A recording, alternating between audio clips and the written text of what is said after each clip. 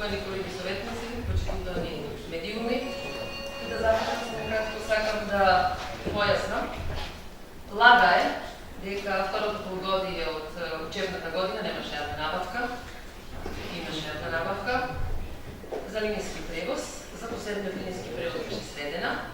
Кај линijскиот превоз не можеше нова локална власт да дозволи и да толерира понатаму незаконско работење и да се прифати превоз за цена од 4 до 5 пати поголема од понудена. Например, понудена 60 денари, а сега да се прифати 300 или 400 денари. Тоа е вистината што мал број од деца, никако не се 500 деца, останале неколку денови, можеби, крајот на месец мај, без превоз во претходната година. Почитувани, ве молам да се ги поварат информациите од службите во општината. Ве молам да држиме приоритетот на собата. Никој не збора ништо. На граница на пристојност е толку вие да отворите темата за образование. И уште потоа пододите да збораме за превоз на учениците, за бесплатниот превоз. Проблем кој што вие само го заложите години и воопшто не се потрудите да најдете некакво решение. И сега, кога ние се обидуваме да најдеме решение, не за нас, за нашите деца, за сите наши деца, сега вие на ноштето тоа го пречекувате.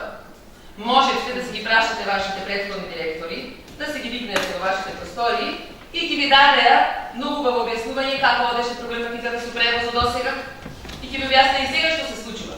И што значи во суштина до прецизирање на оваа одлука. Линijski превоз. Сите училишта, веќе тоа го слушнавме, морам да го повторам, со исклучок на 2 средни и 2 основни има исклучено 5-годишен договор. 2015-2020. Има разлика, почитувани колеги, советници и почитувани граѓани. Разликата е во тоа што тоа беше направено без реализација на јавна набавка. И тоа е предмет на истрага сега. И наместо сега да не замајувате јавноста со лаги, можете да се прашате службата, соодветната или било која општинска служба или со законот за пристап до информација или јавен карактер и да ги добиете точните информации. Ова одлука, односно, ова до прецизирање на веќе донесено во 2015 година, тоа што денес тука треба да ја донесеме, е наварање на службата за јавни набавки при општината, за да може законски да се реши линijскиот превоз, општинскиот линijски превоз.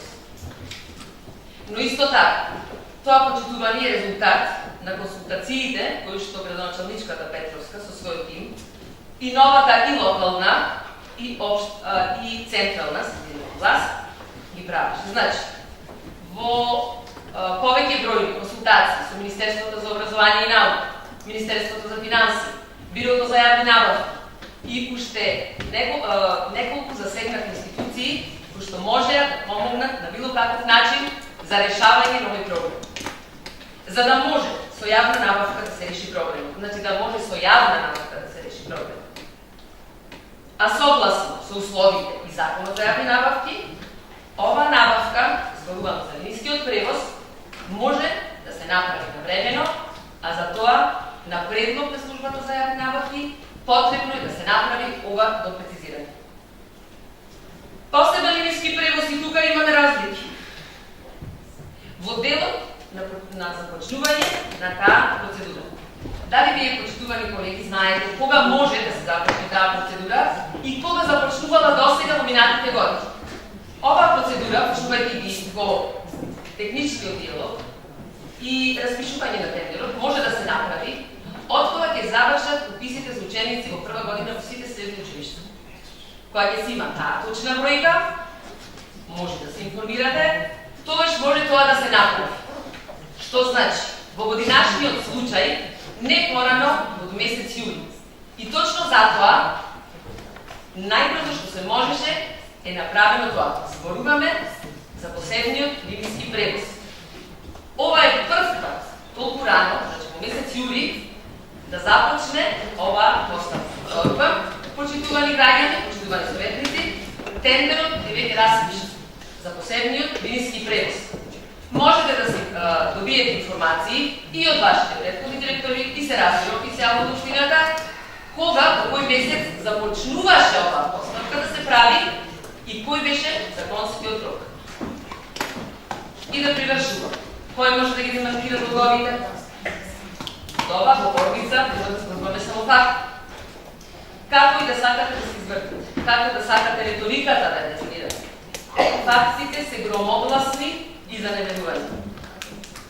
10 училишта ни оставихте со блокирани сметки. Водата во средното училиште Таки Даскалов не е платена од 2008 година. Ни оставихте тажна слика во здравственото училиште. 950 деца, наши ученици, додат во еден тоалет, заеднички, и машки и женските деца, училници без брати, системот за грејење пред тотален распад. Таа громогласни се прочитувани овие факти. Дали во таквите училници учи вашето или моето дете не е важно, ние треба многу повеќе на нашите деца да му обезбедиме. Еве една од многуте анализи што ги правиме. На овој график се надевам дека убаво сите го гледате и дека ќе можат и камерите да го забележат. Е направена анализа за 2017 година од вкупните блок дотации што се пренесени само на двете средни блокирани училишта, каде што се гледа колкав мал дел, 29%, мал дел ова во наводници, нагласувам, се трошоци за тужби. Зборуваме за средното училиште Таки Даскалов и средното училиште Доктор Иван Калузи. Анализата само за нив правена, да не ве преоптоварувам со бројки, за 2017 година. Останатите 71% од блок дотациите прочитувани се дадени за отплатен главен долг. Повторувам, 29% само за трошоци за тужби. Ете таа е разликата.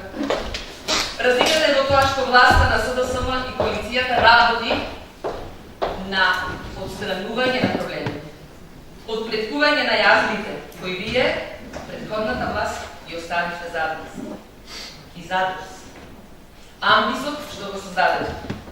И можете постојано да се ги повторувате и тука да не ги повторувате, и на пресконференциите, флоскулите алиби политика, незнаење, неработење, неспособност.